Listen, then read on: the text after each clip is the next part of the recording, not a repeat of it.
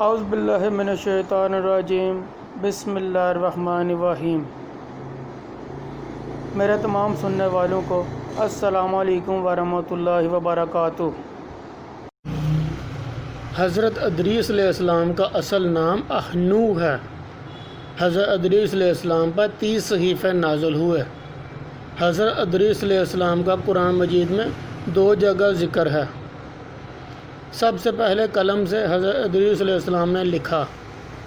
سب سے پہلے نجوم کو جاننے والے حضرت ادریس علیہ السلام ہیں۔ سب سے پہلے روئی کا کپڑا حضرت ادریس علیہ السلام نے پہنا۔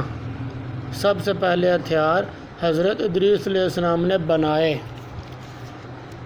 حضرت ادریس علیہ السلام اپنی شریر اور نافرمان قوم سے تنگ آ کر ایک روایت کے مطابق مصر کی طرف ہجرت فرمائی۔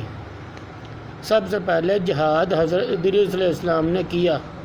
حضرت ادریس علیہ السلام نے قبیلہ بنو کابل سے جہاد کیا۔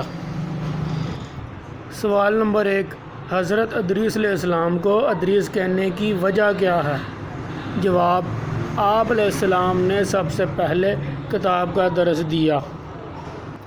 سوال نمبر 2، حضور صلی اللہ علیہ وسلم اور حضرت ادریس علیہ السلام کے درمیان ملاقات کب اور کہاں ہوئی؟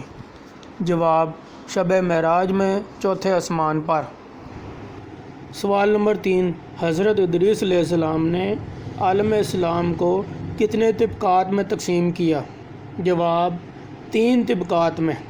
نمبر 1، کاہن، نمبر 2، بادشاہ، نمبر 3، رعیت۔ سوال نمبر 4، سب سے پہلے غلام کس نے بنائے؟ جواب، حضرت ادریس علیہ السلام نے۔